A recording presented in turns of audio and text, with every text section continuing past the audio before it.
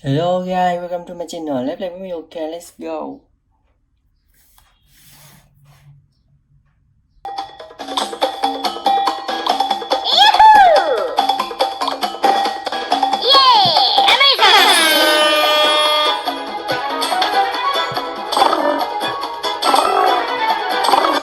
Ui, gì vậy?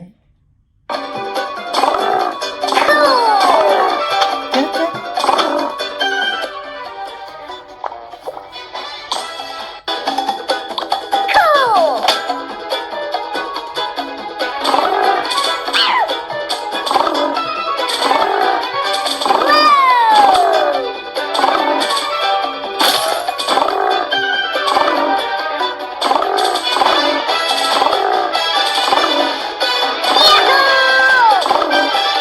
Ui dạ.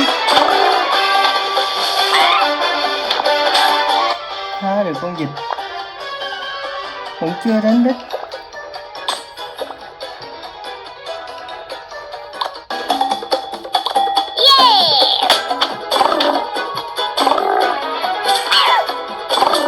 Chết. Trời ơi, thích chậm mà.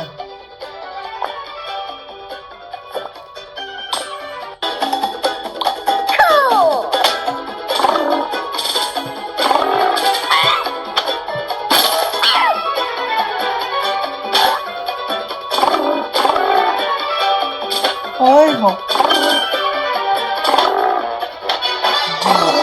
Ôi lên hụt chết.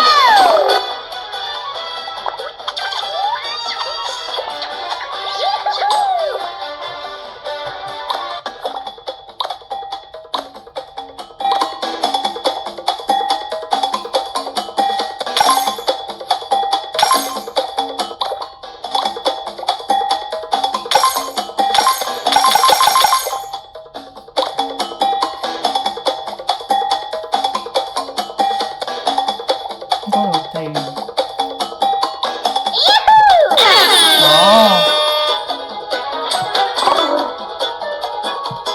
Rồi sao lại yếu ke vậy?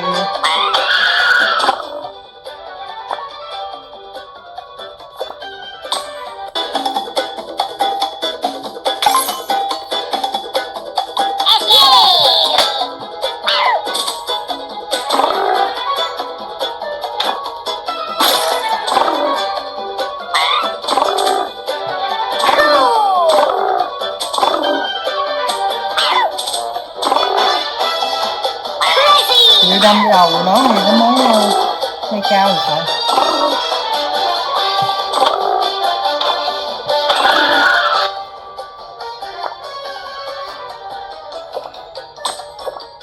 Sao càng ngày mình thấy càng xa ít vậy ta?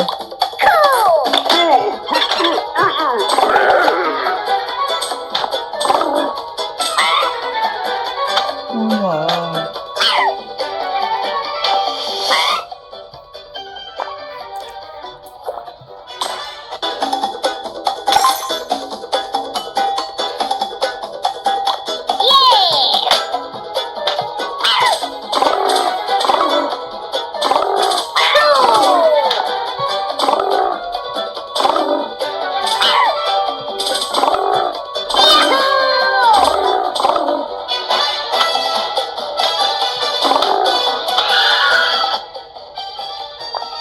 Nữa không qua được màn.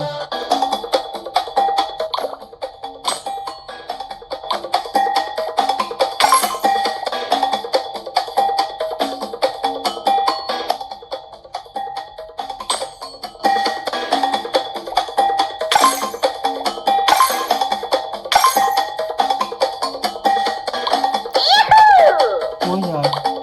Trời ơi đập luôn không? Con gì cũng cùng.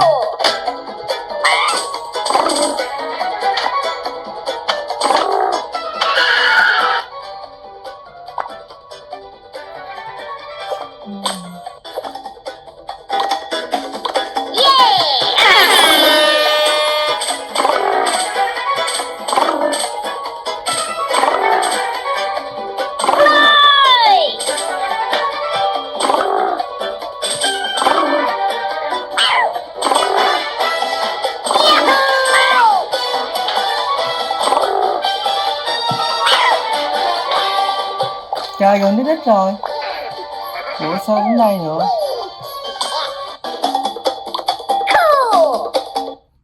Quay trò thứ hai.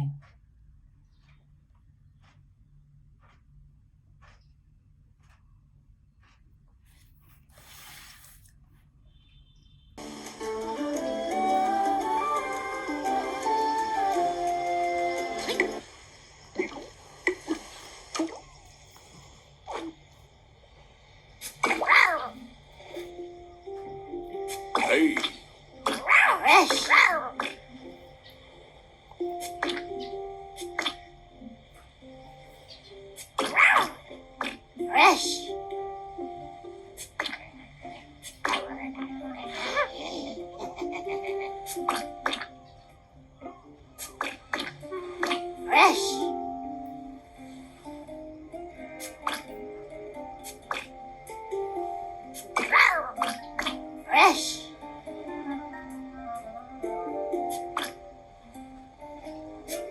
Sao mấy con này nó đứng nó chặn hết rồi còn đâu.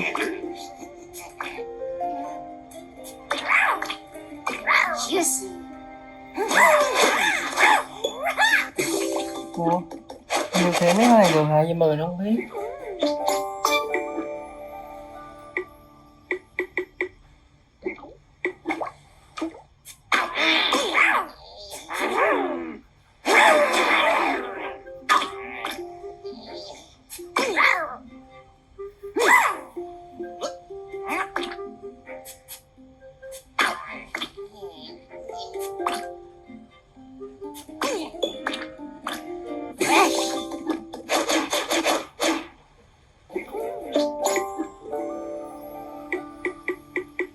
Con này xấu nè.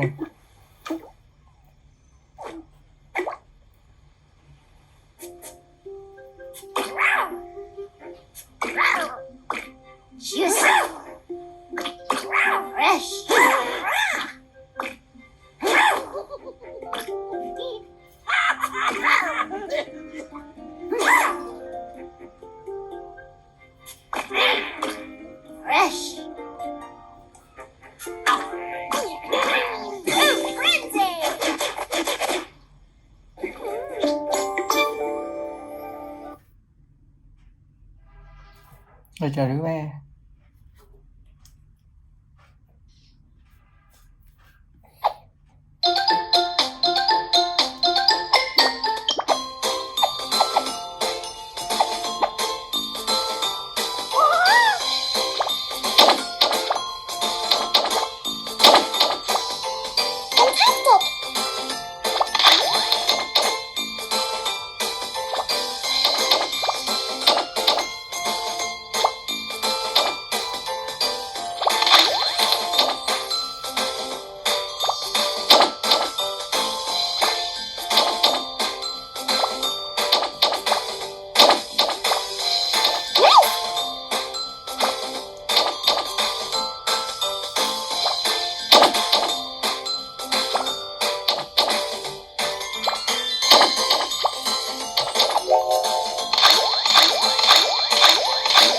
Nhỏ bum bum.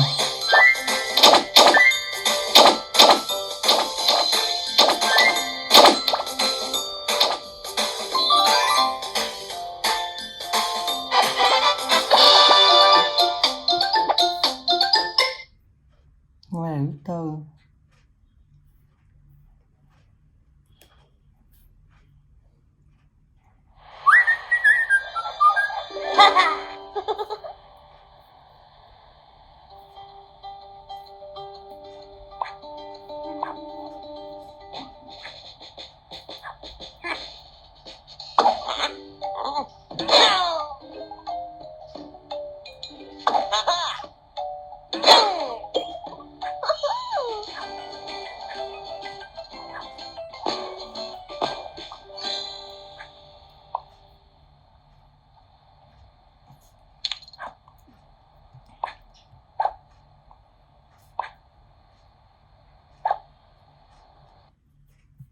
Ngoài trò thứ năm.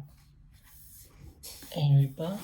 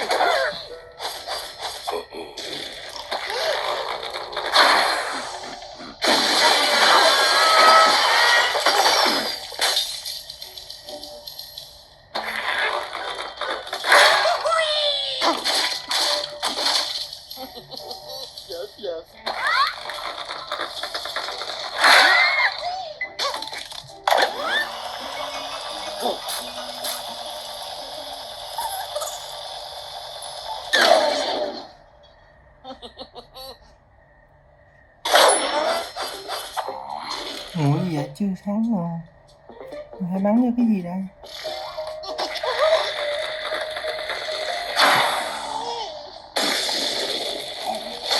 Rồi bắn với cục màu xanh nữa em.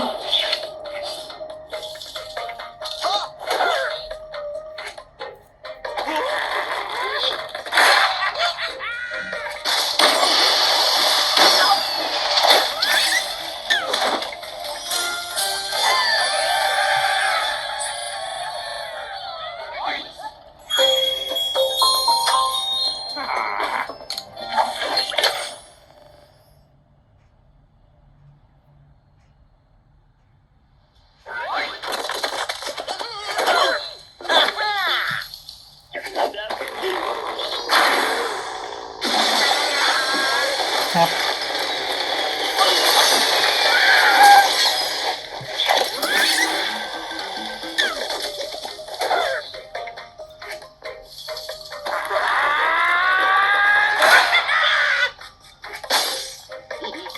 Chưa sạch.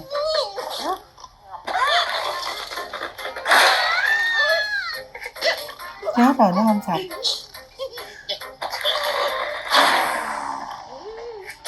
Rồi sạch.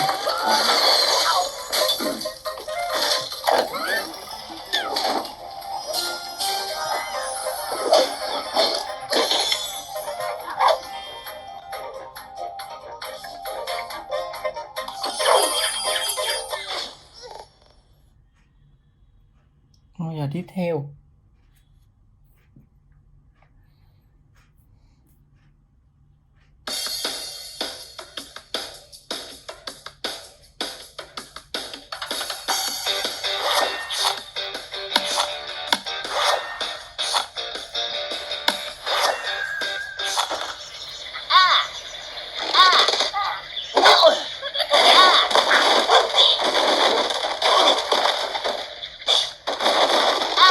ôi trời ơi, gì vậy?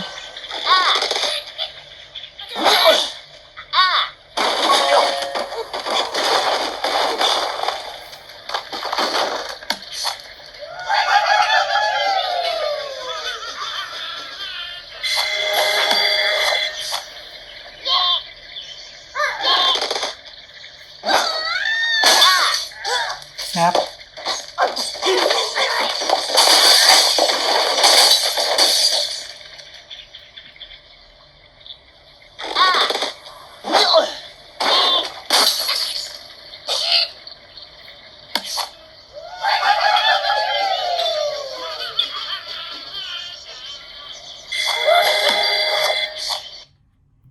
Bây giờ tiếp theo nha.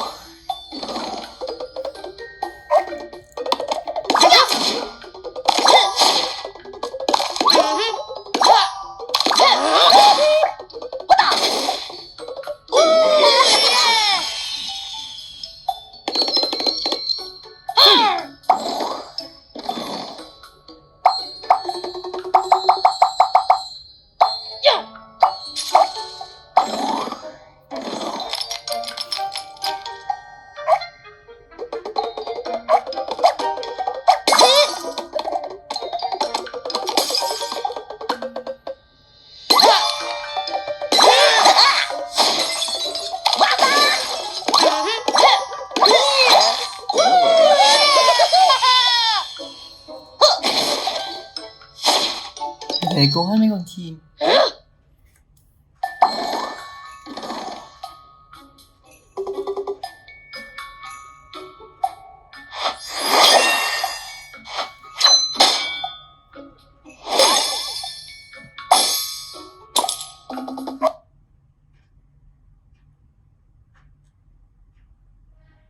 Ngôi trò cuối cùng Angry Bird.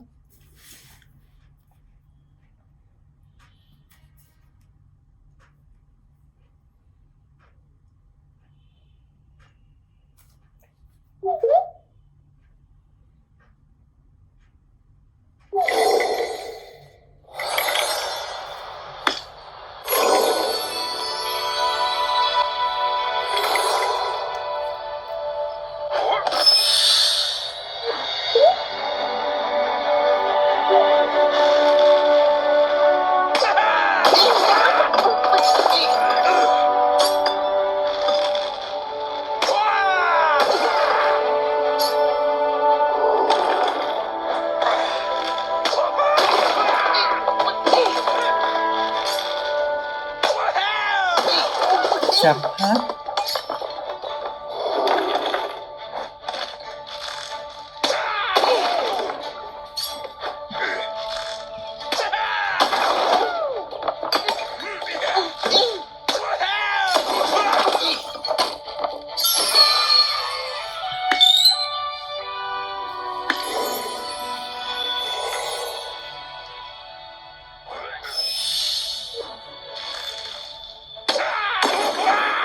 Rồi TNT kìa, bắn lên hình thuốc ngọn nè.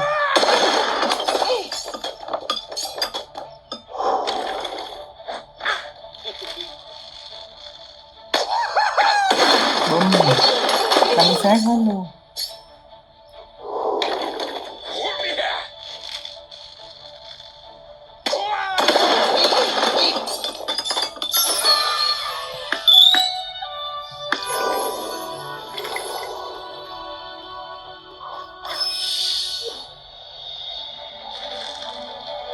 Ôi.